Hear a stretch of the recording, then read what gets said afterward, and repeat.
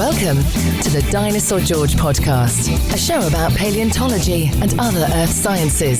Dinosaur George is a public speaker, author, and TV host with 30 years of study in paleontology. He has performed live in over 4,500 events across the US and Canada. Now, here is Dinosaur George.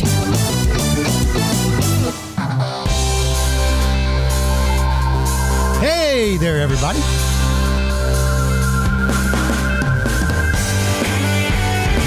Boy, do I feel good. I am healing up absolutely fine, and I'm feeling great.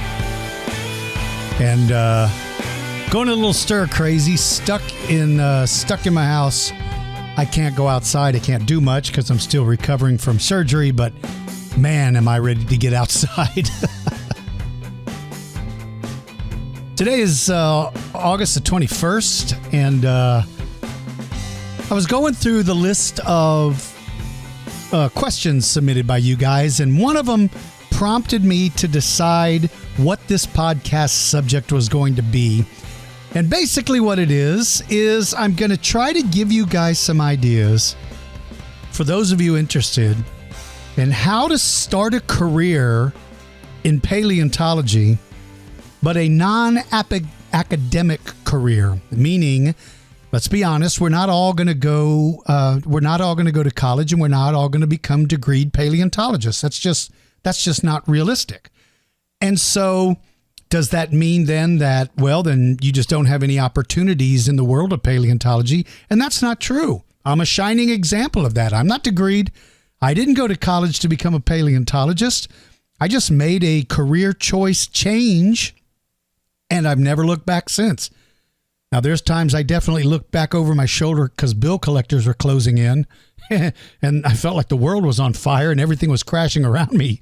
But there are ways you can turn your love of paleontology into possible careers. And so I thought I'll dedicate this show to that. So what I'm going to do is I'm going to talk to you and give you some ideas and maybe help guide some of you that are thinking about doing this. For you young listeners, this is not the route I recommend. If you want to be a paleontologist, the best route is to get educated and become a paleontologist, become a degreed paleontologist. That's really the best way to start. But there's no closed doors if you don't. I mean, the sky's the limit. There's so many opportunities. So if you're an adult and you just can't stand your job and you want to do something in paleontology, maybe this is the episode for you. I don't know. So you love dinosaurs, but you're not going to become a professional paleontologist. So how do you take your love of paleontology and turn it into a career, or at least something that helps pay the bills? Well, let me start with my story because I'm the most familiar with it, because it's mine. See how that works? Okay, here's my deal. I was an executive in a retail company, and I wore a suit and tie every day. I traveled nonstop. I had stores. My last retail position, I had stores pretty much every state west of the Mississippi. I had stores in at least almost every single state west of the Mississippi. And I was the guy that was looking at the financial end of it, helping the store managers figure out how to increase sales, teaching people sales methods, explaining the need for a store to look a certain way, that, merchandise had to look good and stores had to look clean and bright and smell nice and all those things. And then I'd sit down and look at the P&L statements, the profit and loss statements, and go line by line, talking about where we could save money, where we needed to increase, that sort of stuff. That was what my life was. Hated it. I did not enjoy it. I got into retail because my personality worked very well in the retail world, and I got promoted really quickly, which is great. But what it was doing was every time I got a new promotion, I got pulled farther and farther away from the customer and was more and more associated with the people that worked for me. And in most cases, that was a lot of fun. I enjoyed that, but I really enjoyed the interacting with people stuff. So as my career expanded and as as I took levels I went to the next level, it just took me further away from it. And I started focusing on things that I didn't enjoy, which was the financial side and all of that stuff. So around my career, I love dinosaurs. I love paleontology. I traveled with nothing but books on paleontology, and I purchased college textbooks, and I literally felt like I took probably 12 college courses in it. I could teach a college course in it, I think. I can certainly hold my own against most of the paleontologists I've ever met. Now, not to the degree that they know, don't get me wrong. When they're specialists, they know their stuff. I don't know anything about, the absolute details, but what I mean is my level of knowledge, I never stopped reading, I never stopped learning, I never stopped growing. So I feel like I know a lot about paleontology. And so I wanted to take that knowledge and turn it into something. What finally made me do it was a letter from a parent of a child. That was the catalyst to make me say, I don't care anymore. I'm unhappy doing what I'm doing. I know I'm not going to make an eighth of the money I'm making right now. I'm just going to have to learn to do without, because I finally got to the point in my life where I did my checks and balances, and I said, there's lots of money on this side and there's sanity on this side. And I'm willing to walk away from the money just to have a sane life and enjoy my life. I can't wake up every Monday sick because I hate my job. So I made the choice. So, and basically what happened was I had been asked to visit an elementary school. It was a very, very low income area where these little kids got nothing. They never got to see anybody. I went in, I dedicated or gave them 45 minutes of my time to talk about dinosaurs, and the kids went nuts. I had a great time. I had a great connection with the kids, and a parent of one of those children wrote to me to tell me how much she appreciated it, because for the first time in her little boy's life, she saw a spark of interest. He thought there was something beyond what he grew up with, which is gunshot and spray painted words on the walls and gang violence. He realized there was more to life than that. That changed my life. It simply changed my life. I thought, if I can give 45 minutes and help a young person change their opinion of their surroundings, then this is what I'm going to do. And that's when I decided to do it. So for me personally, I borrowed as much money as I could. I took a big gamble. I opened up a retail store. My store was doing great. It was a little tiny 1,200 square foot building, little one, man. We had so much stuff in there, rocks, minerals, fossils. Oh my gosh, it was the coolest place you'd ever go. And then through some bad business decisions on my end, I decided to grow and move into a much bigger facility in a shopping mall where my rent quadrupled and my income didn't. And so anyway, over a period of time, I lost everything twice. Lost everything, had my truck repossessed. Man, I went through some bad times, right? And then I got back up on my feet and I get it one more time because, by gosh, through will and hard work, I was going to make this work. And it didn't work the second time, but something good came out of it the second time. And that was my accountant sat me down and said, I want to show you something on paper. On this side of the paper is how much you make in your store. On this side of the paper, it's how much you make when you go speak at a school. Now, here's the amount of money you made speaking. Here's the amount of money you lost in your store. Your speaking is simply keeping your store alive, but you're still not surviving because the hole is too big. What if we crumpled up this side of the paper that had the store and threw it away and you only did public speaking? What do you think would happen? And I went, wow, never had it put to me that way. I'm somebody, my career has always been running numbers and staying on top of that sort of stuff. And yet I was so deeply entrenched in it that I didn't realize I could have been making a good living just doing public speaking. So that's sort of my story. And then mine just grew to the point now where things have gotten much bigger and better. And again, it's tough. I want to say this to everybody, especially those of you who may be looking at a career change. The change for me, remember, I was making a lot of money, but I did not have a wife. I didn't have any children. So when I made the decision to jump over the edge without a net down there, it was based on the fact that if somebody was going to be destroyed, it was going to be me and not a family. So I was willing to take that risk. For anybody out there thinking about a career change, listen, that's always something you have to keep in mind is, can you make it if you don't? Does that make sense? Can I make it if I don't? If I fail, do I have the strength and fortitude to get back up again and either fix what I did wrong or go back into the world of what I know? That's a decision you have to make, but don't go into it blindly.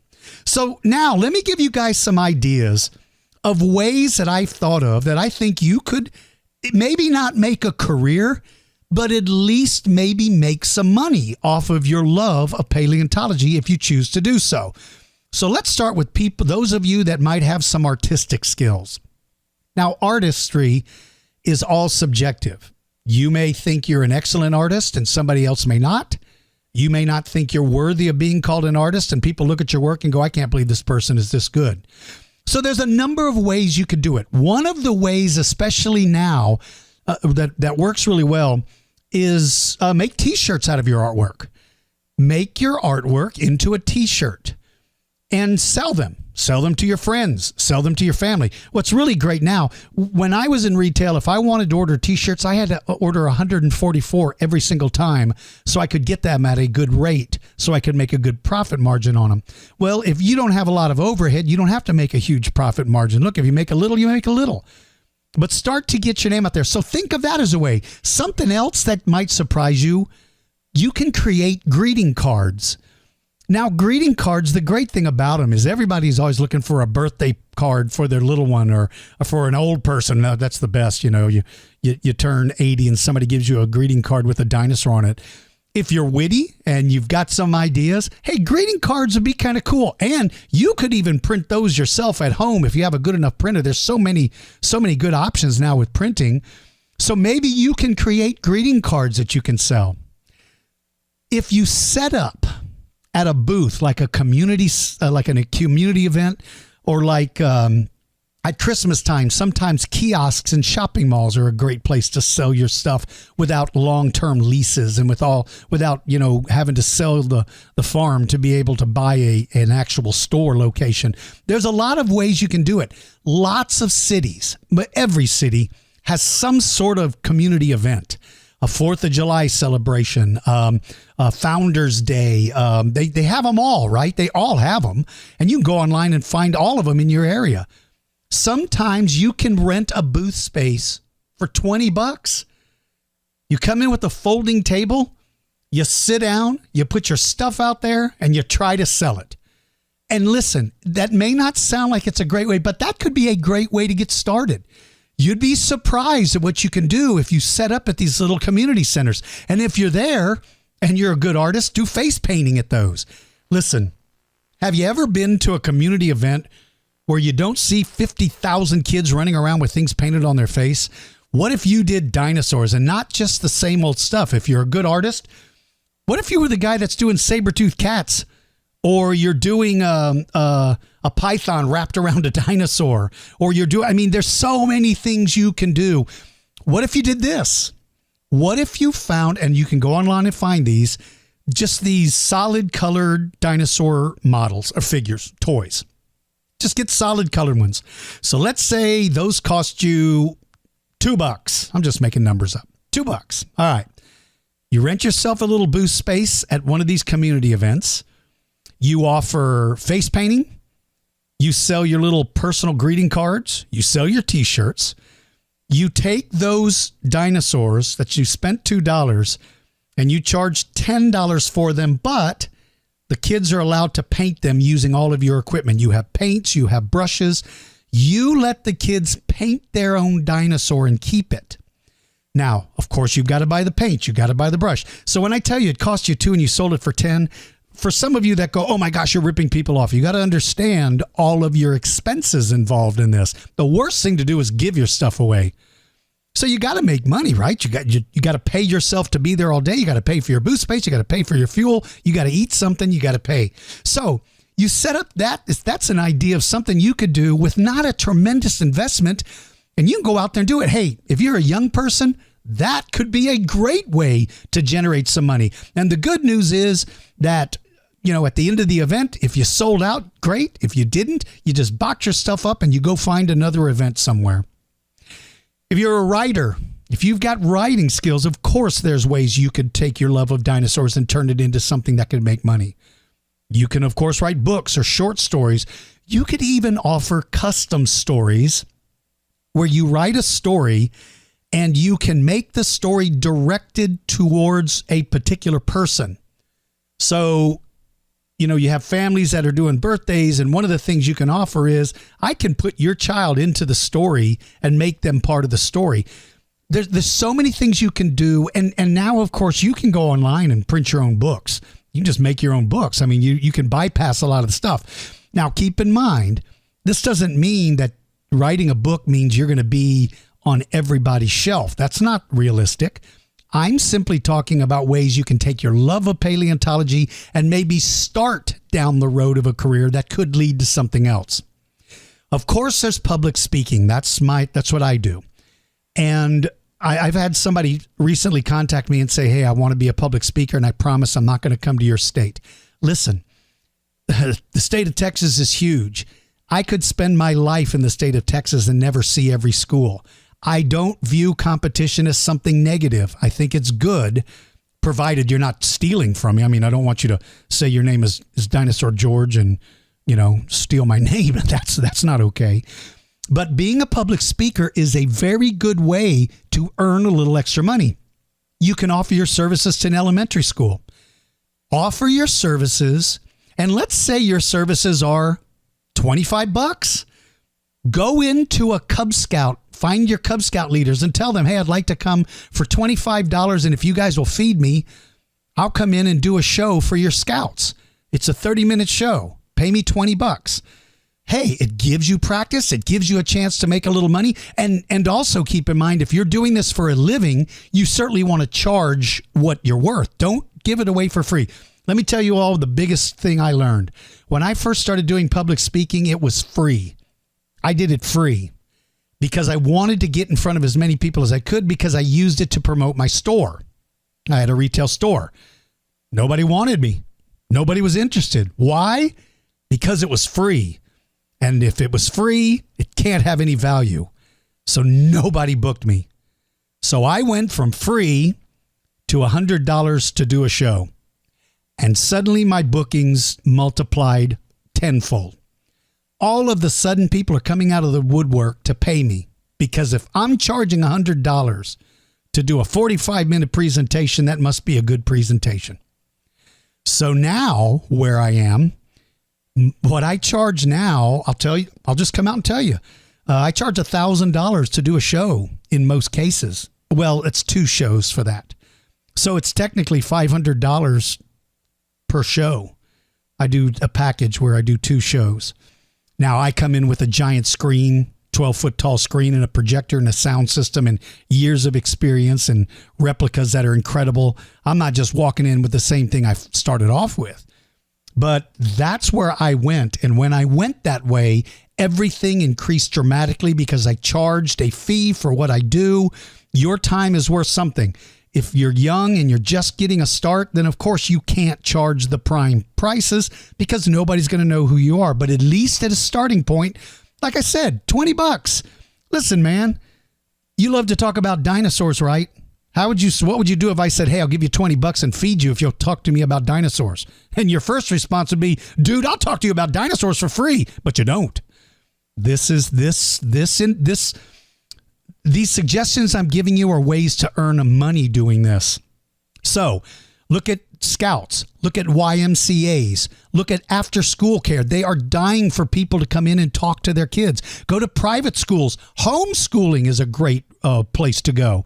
Homeschoolers generally have these groups and these organizations where all the individual homeschool families come in and do things like a co-op. That's a great place. And I'll tell you one more. Retirement communities.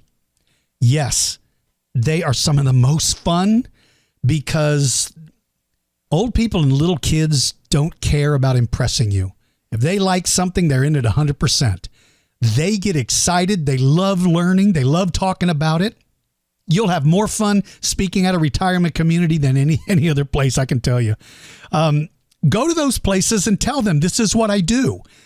Once you start building up, once you started doing some of them, especially with daycare, I wouldn't do daycare during the day because those are normally infants. There's not much you can do with them. There's not much. I mean, if you want to do it, you can, but there's not much. But after school care is great because you're dealing with elementary age students. And by the way, for everybody, elementary age is the age you want to target as your main focus. Don't waste your time focusing on high school and middle school, because even though that's where the most intelligent people are that you get to talk to, the overwhelming majority, life is too short. Listen, they can be some snobby little people. It's not worth your time. I just don't do them. I turn that business away. I turn it away. Life is too short for me. But if you go to after school care, like a lot of these, they may have 4, 5, 6, 7 locations within your community. So if you want to do public speaking, you need to go out and invest in buying some replicas. I don't take my authentic stuff because it breaks in transit. But you can, if you want to, take whatever you got. But you can buy some big, impressive replicas for a fraction of the price. You're never going to go out and buy a prehistoric cave bear skull. But if you have a replica cave bear skull, that's a big, impressive piece, and kids go ooh and ah, and everybody loves that kind of stuff. So you want to invest in having some props because you just don't want to stand there and talk without something to show. You'll get more response if you have something to show. So if you're going to be a public speaker, you want to find those things. You want to go out and buy some tote boxes to carry them in. Let me tell you guys my most embarrassing moment when I got started. When I got started, I would travel around the city looking for cardboard boxes that were sturdy. Because when I got started, I had $0. I really was scrounging to find things to take with me. And I couldn't afford tote boxes. So I went out and found cardboard boxes, the heaviest cardboard boxes I could because they were good and sturdy. Well, I didn't pay attention to what was on the outside of the box. I only paid attention to the sturdiness of the box. So I go into an elementary school. This was probably the 10th one I had done that month. I go bebopping in with a big smile on my face, and I got this box, and this friend of mine who happened to be a teacher there, she walks up, she goes, "George, where'd you get your boxes?" I said, "Man, I pick them up everywhere." "Why?" She said, "Because those are Budweiser beer boxes." I had been walking into elementary schools carrying what looked like cases of Budweiser quart beer. I have never been so embarrassed in my life. I couldn't get out of there fast enough and get rid of those boxes. And that's when I went out and bought plastic totes. I must have, and nobody said anything. So either they didn't notice or I was so carefree, they just thought he knows exactly what he's doing. But here I come into elementary school with these big boxes that used to have quarts of Budweiser beer. So if you're going to do the public speaking, there needs to be a little bit of investment on your part, but you can grow your collection as time goes on. You don't need a lot of stuff. You can do something very simply. If you just go in with teeth and claws, and again, replicas, unless you have access to the authentics, but if you go in with 10 different claws and you go in with 5 or 6 or 7 different teeth, you can do an entire show on the shape and design of the teeth. How do you know what they eat? The shape of the claws. Why do the claws look like that? Why are some curved? Why are some straight? There's a lot of stuff you can do with a little bit to get you started. All right, a couple of other ideas. Birthday parties. This is a big one. And by the way, all these ideas I'm giving you, you can combine them all into one big event or one big thing you have to offer. I come in, I do shows. While I do my shows, you can buy my merchandise. You can paint a dinosaur. You can pick up one of my books. I'll do all of this at your birthday party. Now, birthday parties are big business. Because almost every kid goes through a dinosaur phase. So birthday parties are very, very big. You've got to be careful what you charge at parties because in most cases, people go overboard with parties. there's not a lot of available funds left over after the cake and the bouncy house and the helicopter rides and the space shuttle missions or whatever else they do. But you could have a lot of fun doing a birthday party. But in order to do a birthday party, you have to bring something that makes them want you there. And that is activities. You can do a talk, but most kids don't want to sit and listen to you talk on their birthday. They want to be running around, and plus they're all sugared up from the cake icing. You don't want them to sit there. They'll drive you nuts. You want activities. So create a little dinosaur dig. Go out and buy a kid's swimming pool, a little kiddie pool, the little plastic pools.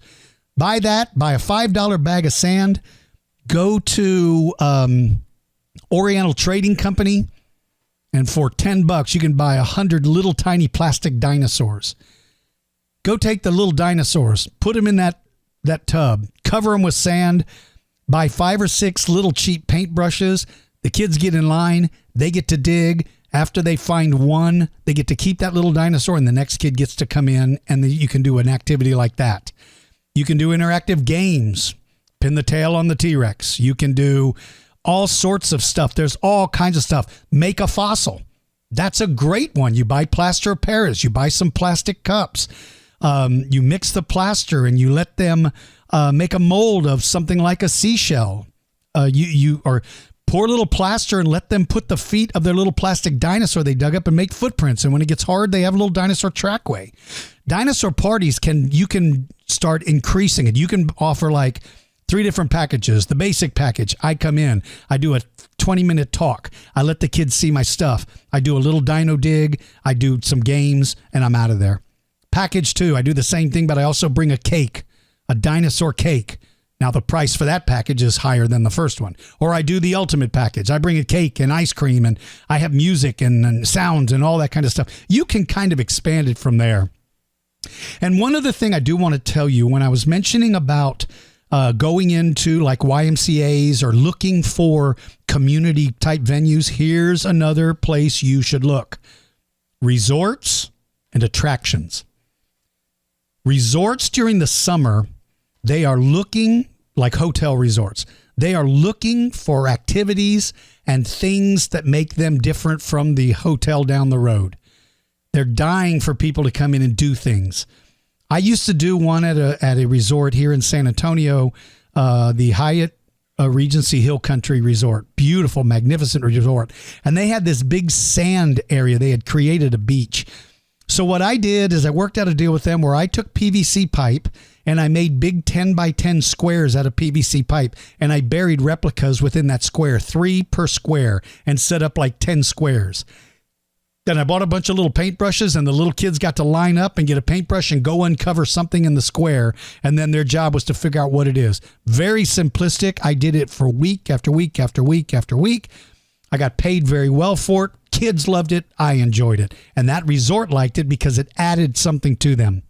Water parks. I know that sounds weird, but water parks, when kids spend a day, they want these families to stay at the water park all day long. They want them to stay because you're buying food and drinks, and that's where they make their money.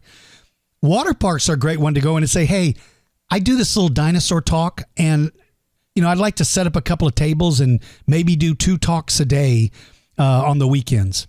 Who knows? Zoos are a great place. Theaters. Nobody thinks about theaters. When all the Jurassic Park movies came out, I was booked a year in advance to go into the lobby and set up exhibit pieces and interact with the people as they were coming and going from Jurassic Park. They paid me a lot to do it, and I made great contacts to expand what I was doing. So anytime there was a dinosaur-related movie, man, I was in movie theater lobbies, and theaters would love. And in some cases, theaters may say, look, we're not going to pay you to come in, but if you want to set up a booth and promote what you do, like your birthday party programs or your merchandise, they'll let you come in and do it. Finally, for those of you that maybe want to turn your love of paleontology into a money-making venture, there is, of course, the retail end of it. There is, of course, the ability to go in and open up either a retail store or an online store. I would absolutely suggest an online presence first because retail comes with tremendous overhead. Now, there's a bigger return possible with an actual store, but what you do if you want to do a retail merchandising, you need to get the proper resale license. You need to get a resale license for a lot of these things I'm mentioning, by the way. You can't just go out and start making money and not report it. You have to report your income. But you want to get the necessary business license.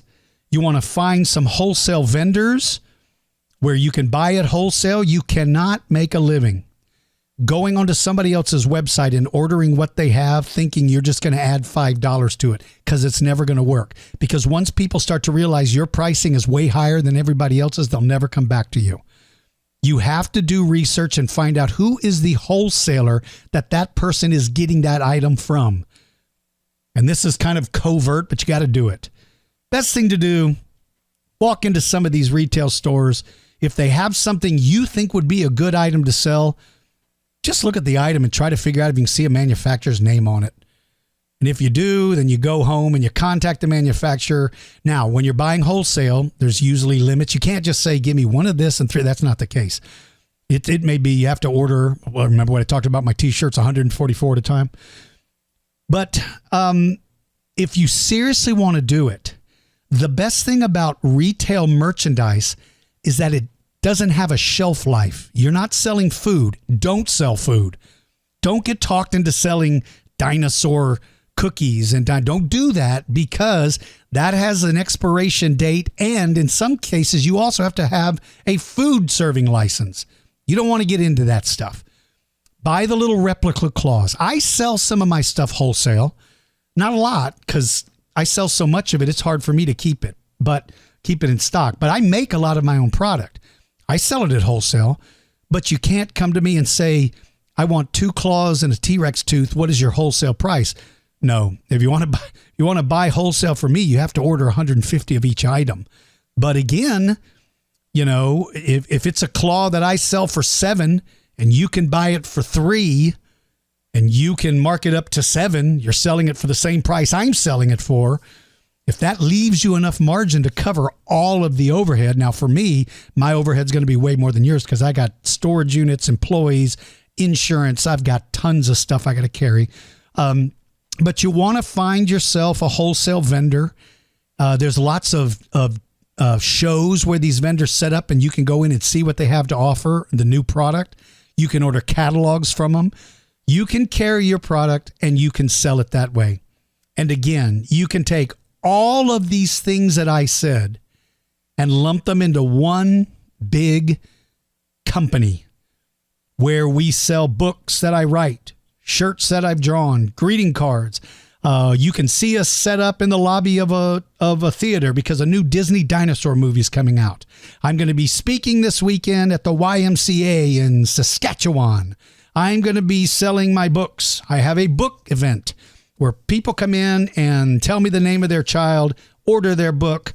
I'm going to put their kid's name in the book, and then I'm going to mail the book to them. You can go to my website. So all of this leads me to one thing. If you choose to try to make a career in paleontology, and you know that you're not going to be working in a museum or for a university, then I hope some of these ideas have given you some ideas of what you can do. I used to offer for a fee, I would walk you through the entire steps of opening up your business. I can't just hand out free information about everything I do, because for me, it's 23 years of hard work and lessons. I'm not going to sit down and say, here's a list of all the things that will make you successful, because for me, my time and all my losses and all that is worth something. So I can certainly sit down and say, for a fee, but I'd rather not, to be honest with you. I just don't have time to do it. I'm too busy to do it. But if you truly have made this, you're going to take the steps to do it, then you could certainly rely on me as a resource to at least maybe help you out a little bit, point you in the right direction and get you started. I went through tremendous losses. I lost everything I owned. I had to move in with my younger brother when I was in my 30s. I'm moving in with my little brother because I can't pay my bills. I struggled. I had to take night jobs. I used to stock shelves at a Walmart during the months of December just to make money to buy groceries. So if you're going to go all in like I did, just remember the possibility is there that it won't work. And you've got to be in a position to accept the fact that if that happens, I have a recovery plan. But if you don't want to go in all in, then use some of my ideas to get your foot in the door. And that's what I would recommend that you should do. All right. When I come back, I am going to answer some questions. I hope this is helpful for you guys, by the way. But I'm going to answer some questions when I return. Bring Dinosaur George's traveling exhibit to your school, museum, or city. This is the largest exhibit of its kind in North America and will turn any facility into a natural history museum. You'll see things like prehistoric mammals, giant fish, ancient reptiles, and of course, dinosaurs. It's affordable, amazing, and will be an event you'll never forget. See complete details at dinosaurgeorge.com or call us toll-free, 888-487-7478. Bring Dinosaur George's Traveling Museum to your community today. It's time to ask Dinosaur George. In this segment, George answers your questions about paleontology. If you would like to leave a voice message, call us at 210-888-9077. This is not a toll-free call, so children, please ask your parents' permission. If you would like to submit your question in writing, go to dinosaurgeorge.com and click the Ask Dinosaur George page. Questions are chosen at random and we clear all messages monthly. So if you have a question about paleontology, ask Dinosaur George. All right, we're going to start off with a question that came in through the phone line. This is Andrew Singletary. I just wanted to know if you could answer my question about how far back dinosaur lineage goes. Thank you. Well, hey there, Landry Singletary. It's nice of you to call, and thank you. His question was, can I tell you how far back dinosaur lineage goes? Yeah, 200 million years ago is about the time, to my best knowledge, where the dinosaur lineage began. Now, the animal that it's applied to does not look like your average dinosaur. It's the earliest version. But about 200 million years ago, to my best knowledge, Landry, is what I think it is. Thank you so much for calling. All right. Miguel from Portugal. Hey, Dinosaur George, I would like to know about Saurolophus' dorsal crest. What size and shape was the individual notches? Thank you. Well, hey there, Miguel. Nice to hear from you. Miguel, I'm assuming when you're talking about the notches, are you talking about the nasal opening in that crest? Or are you talking about the little odd swept back looking thingy? Because regardless of what you're asking, I don't know the answer. I'm so sorry, Miguel. I'm so very sorry. I'm not familiar enough with Saurolophus. I've only seen a replica of a Saurolophus skull, but I believe that replica was probably 95% sculpted. So I don't know how accurate that thing is. So I'm very sorry, Miguel. And by the way, for all of you guys, somebody asked me once, why do you read somebody's question when you don't know the answer? It's because I don't pre-read these. I don't know what they are in advance. I read them the minute before I come on the show. I don't get to do any research. So a lot of times you hear me say I don't know because I haven't had any opportunity to do any research. I just can't. So Miguel, unfortunately, yours is one of those that I just don't know the answer to. I can only tell you, Miguel, that I think Saurolophus is amazingly cool looking dinosaur. A lot of those hadrosaurs are. All right, Alexander from Macomb, Michigan. Hey, Dinosaur George, I just want to briefly mention that you're in my Marvel versus DC franchise. Wow. What are your thoughts on being on my franchise in 2033 when it comes out? Thank you for answering my question. I'm a big fan of the channel. Wow. Well, Alexander, I'm honored. I mean, that's amazing. That's really cool. And please don't ask me to choose between Marvel and DC because I bounce back and forth constantly between the two. All I can say is when 2033 gets here, I will be very excited to see how I fit into your franchise. However it is, Alexander, that's very, very kind of you, and I'm honored that you would do something, and thank you so much. All right, Frank from Stratford, Connecticut. Hello, Mr. Dinosaur George Blassing. How's that? All right, Frank, I know what you're saying. For those of you that don't know, I scolded people for calling me Mr., referring to me as Mr. Blassing. And I was wrong for doing that. I didn't scold him. But it was wrong of me to say, no, don't call me that. Call me George or DG. Yeah, because they made me realize, and I think it was Frank himself made me realize, I don't even call my uncles. I'm 57 years or 58 years old. I still can't even call my aunts or uncles by their first name. I have to call them Uncle so-and-so or Aunt so-and-so. And my teachers from elementary to high school, Johnny Rodriguez is my, Johnny Martinez, I was thinking of a singer. Johnny Martinez was the band director when I was in high school. He was more than a band director. He was truly one of the people who was such a mentor to me and my friends and all of us. He wasn't a teacher to us. He was more like a parent. He was remarkable. Well, I still can't refer to him as Johnny. I can't do it. I have to call him Mr. Martinez, because that's how I demonstrate my absolute sheer respect for him. So Frank's point was, I don't like calling you George or DG. I want to call you Mr. Blassing. So that's why he snarkily wrote Mr. Dinosaur George Blassing. How's that? All right. Frank says, I'm glad that your surgery went smoothly and that you're okay. Thank you, Frank. That's very kind of you, buddy. My question is, since they live together, who do you think would win between Neovenator and Baryonyx? Thank you for answering my questions, and I hope you have a great rest of your day. Thank you, Frank A. I appreciate that very much. Neovenator is cool, but I think Baryonyx has got him beat in every measurable way. I mean, Neovenator's cool, but I think Baryonyx would be, in this particular matchup, I think Baryonyx would hold his own and come out on top. That's my guess. All right, Gavin from Galveston, Texas. Hello, DG. I was wondering how Tarbosaurus and Tarchia fought, like T-Rex and Ankylosaurus, although they're very far apart. Obviously, they didn't live together. Also, what's your favorite ankylosaurid? Thank you so much for answering my questions, and have an amazing day. Thank you, Gavin. Have an amazing day as well. All right. I believe, and I think I've said this before, I do not think Tyrannosaurs would have messed around with ankylosaurs. I don't think they would have done it. I think there's too much to lose and too much effort that would have gone into getting access to the meat to make it worth their while. It's like porcupines. Lions will look at a porcupine and they just can't help themselves, right?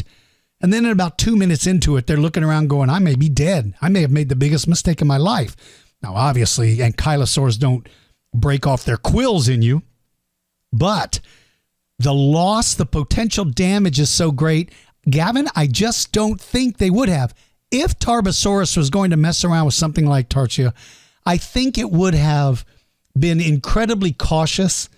And I think after a while, Tarbosaurus would realize, look, I am burning through the calories trying to get an advantage over this thing that doesn't seem that there's not a place to get an advantage over it.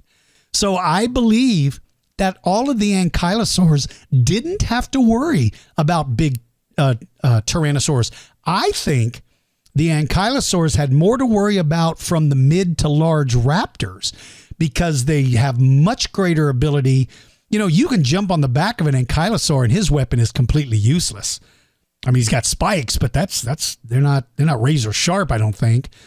And you ride him like a cowboy, and all you do is just keep attacking the neck till you find a weak spot. So I think they had more worries with the smaller raptors than they did with the big Tyrannosaurs. But in the event that they did, I do think Tarchia, as well as Ankylosaurus, would have held their own. As for my favorite ankylosaurid, it's probably Euoplocephalus or Ankylosaurus. Either one of them I find fascinating. All right, Anthony from... hang on, I'm flipping through pages. Okay, Anthony from Omaha, Nebraska.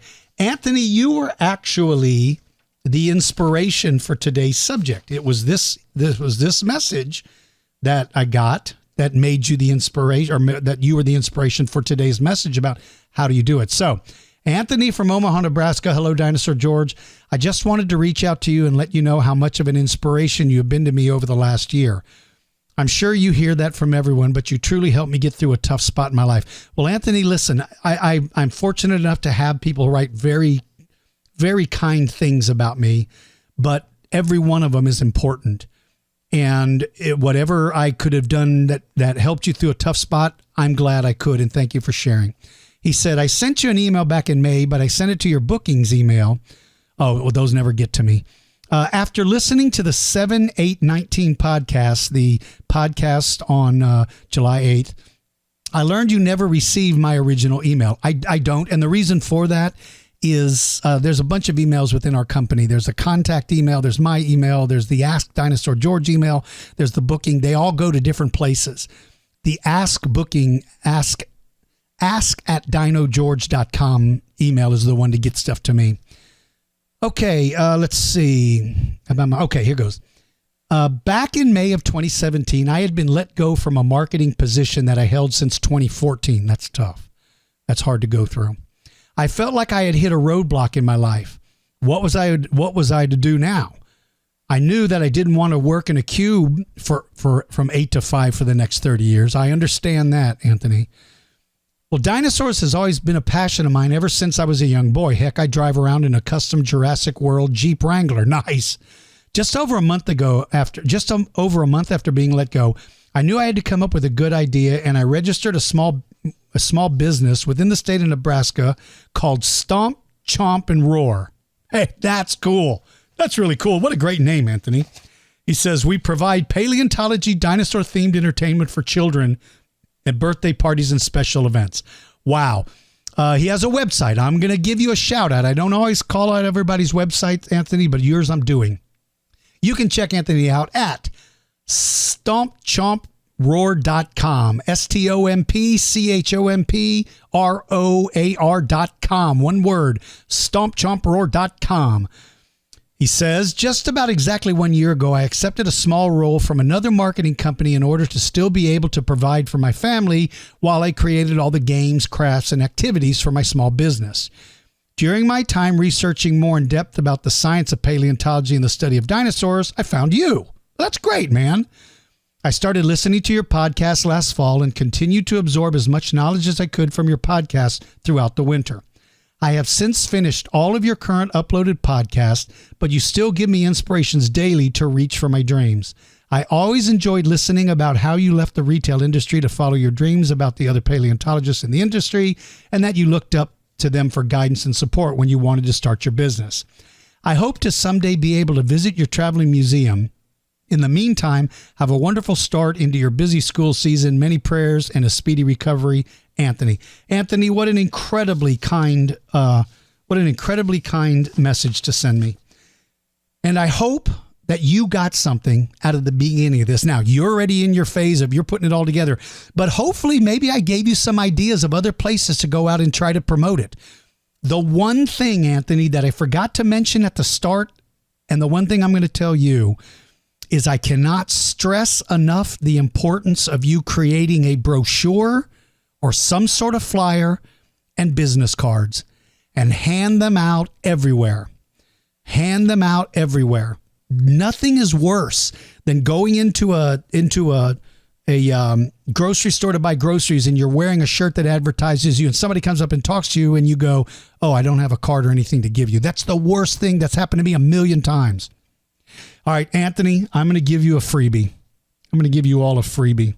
The most effective thing I've ever done to promote my business was I went out and for $5, I purchased a little plastic sleeve that when like somebody's selling a home and you know they put their little brochures and it has a little door, spring-loaded door. You open the door and pull out the brochure and read about the house.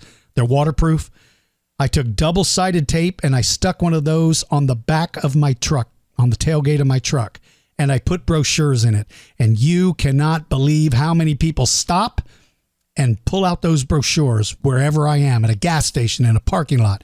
That is, especially because you have a Jeep that has dinosaurs on it, brother, that was the most effective thing I've ever done. It was immensely effective. And I guarantee you I paid for that thing 50 million times over. The only downside to it is, unfortunately, that when you go through the car wash, you know, that can be kind of a bummer. All right, listen, you guys, I hope you enjoyed today. I hope you got something out of it. Please follow me on Facebook and on Twitter. When you go to my Facebook, it's the Dinosaur George Facebook account. You can follow me on my George Blassing account, but that's just me. That has nothing to do with business. But you want to follow me on that. And I hope you've enjoyed this podcast, and I hope it helped you guys out. Make sure to visit my catalog, store.dinosaurgeorge.com, or go to my website, dinosaurgeorge.com. Contact me through the Ask Dinosaur George page, and I'll try to answer your questions. Until next time, take care of yourself, take care of the people around you, be kind to everyone, because life is so much better when we're decent. Bye-bye.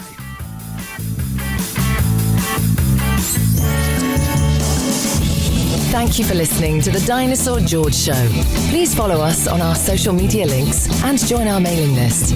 If you're interested in having Dinosaur George speak at your event, please visit our website at dinosaurgeorge.com.